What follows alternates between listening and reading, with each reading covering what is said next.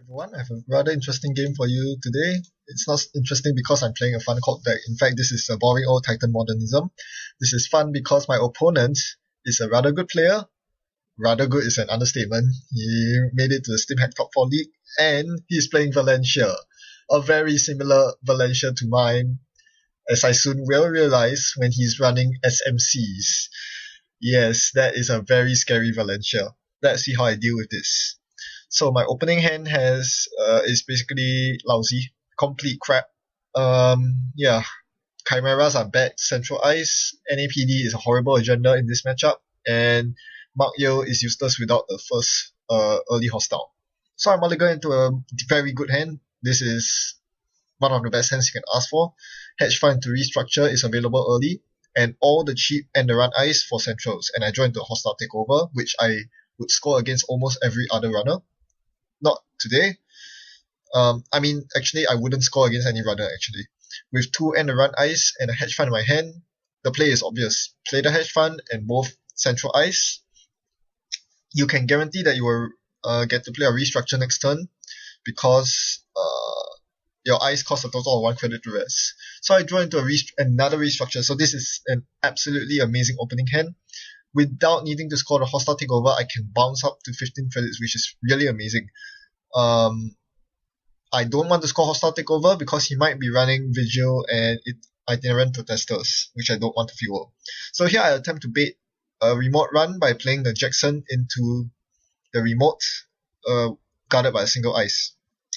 I hope to draw out his blackmails because that's the only way I'm going to get myself to score agendas. Unfortunately, this is not really a fast advance deck, so I cannot fast advance my way to victory, which is very problematic as I draw into my first proper agenda, the geothermal fracking. I can't score a geothermal fracking. The moment I install and advance anything in the remote, he is certainly going to check it and he will score it as long as he has a blackmail. And there's no Ash in this deck, so it's a horrible matchup. It really is. I can't do anything about it. The only way I can win is to chain Atlases by never advancing them. So which means that I need to get my bluffing game on. Hopefully I can bluff my Atlases through the remote.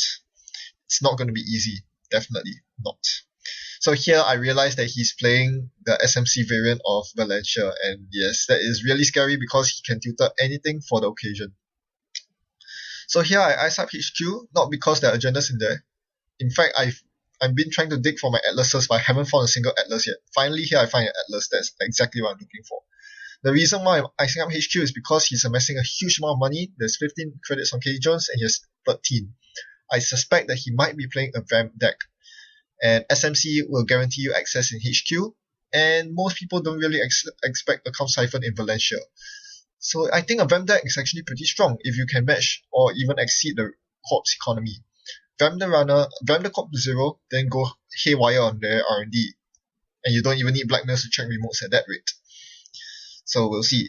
First, he runs my Enigma, and to my absolute relief, he chooses to bounce out instead of tutoring up a Code Gate Breaker. Because I did not want him to steal my Atlas or my Baltic Label. So here, I attempt to maximize my chances of scoring the Atlas by playing 2 face-down cards, the Jackson and the Atlas. So if he wants to use his blackmail, assuming he only has 1 in hand, he has to take his chances 50-50, run my remotes for a shell game. But of course, I forgot that he had SMC out, which means that he can actually get through my remote servers easy peasy. So he first runs the easier server, the one with only 1 ice. I show him the Grim and he immediately pulls out his David. That's pretty bad news. So he gets through my server and finds the non-agenda. I let him trash it to weaken his economy, put a little dent in it. He's pretty rich still, and of course, with the blackmail remaining, he plays it on my remote. Pretty sure that's an agenda, and he's right about that. With such a play, you are almost certain that one of them is an agenda, and he was right there.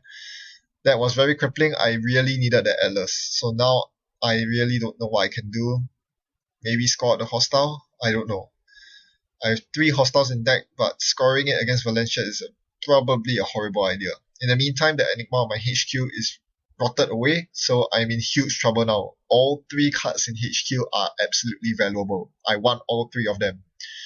and he can access them and trash them with imp. So I'm really shuddering in my seat now as I res the quandary that he can use a parasite on the clone chip to break.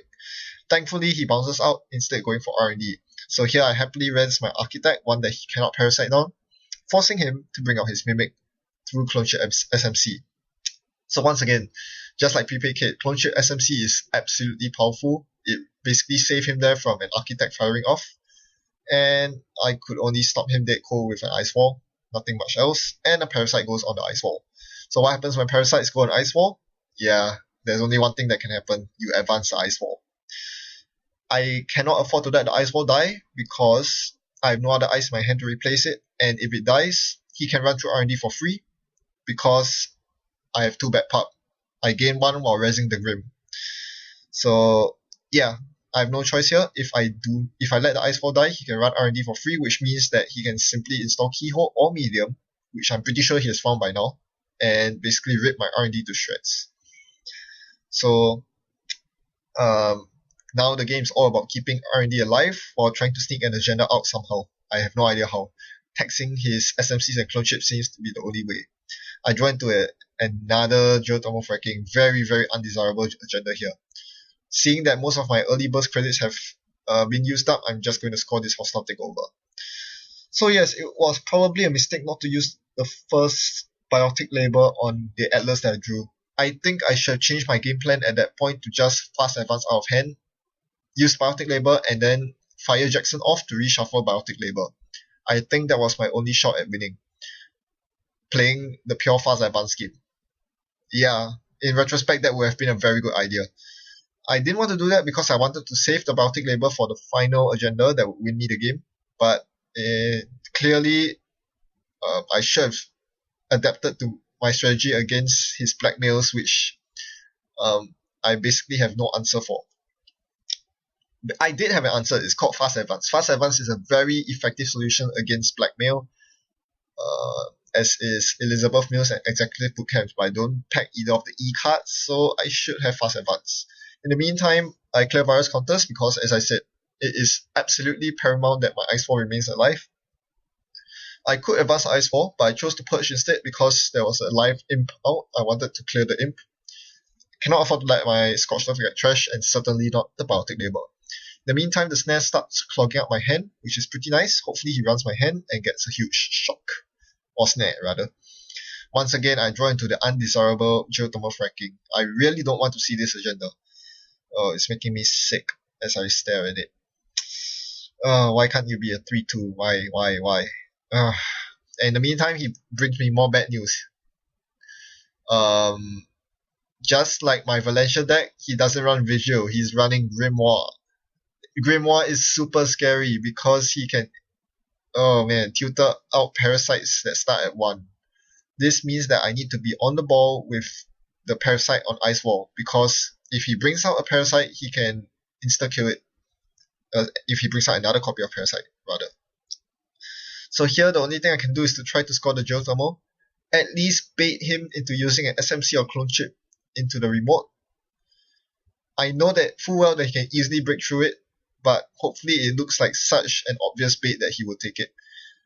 I don't know. At this point, I'm really desperate. So I'm just going to throw my easiest to steal agenda in that remote and hope that, well, he runs it. There's nothing much I can do here. At least I tax him for 1 David token. He can get the geothermal fracking, so be it. At this point, there is really not much I can do. And he treasures my Crisium Grid. Not much of a consequence since it's on a remote. In the meantime, my hand is live with all sorts of awesome cards, but he's not running my hand to hit the snares, and I can't see Scorch him down either because I've had worse, and he has way too many credits. So I draw into another hostile takeover. Do I score it now? I don't think I do. I try to post this off as me baiting him into running the geothermal so I can score my Atlas. That's the only thing I can do right now. Hopefully he takes the bait. But no, instead he goes for R&D. With Icefall at 6 strength, -4 for the parasite. He goes for... the Icefall is at 5 strength. Yes, it was 1 strength short. So instead of tutoring the parasite that I thought he would, he instead tilted a data sucker, which goes to 1 virus counter thanks to Grimoire. See, this is the power of Grimoire, and he accesses 2 cards, one of which is a snare, and the other is the winning agenda. Well, I say I definitely played that poorly. One of the important things to do in Netrunner is to adapt your strategy to the runner, and I certainly didn't do that this game. I mean, I tried. I didn't score the hostile takeover for as long as I could, but at the end of the day, I definitely should have switched to fast advance mode instead. Even though there's only 1 card in my deck that enables fast advance, the 1 biotic label, I should have used that in conjunction with Jackson because that really was my only way out. And tossing agendas in remotes like that, giving him 3 points as long as he has blackmail, is an easy route to victory for the runner. Well, valuable lessons learned. Even if you didn't specifically tag against blackmail bad publicity, as was the case right here, there is always a way out. You just have to think out of the box. Thanks for watching and happy net running. Goodbye.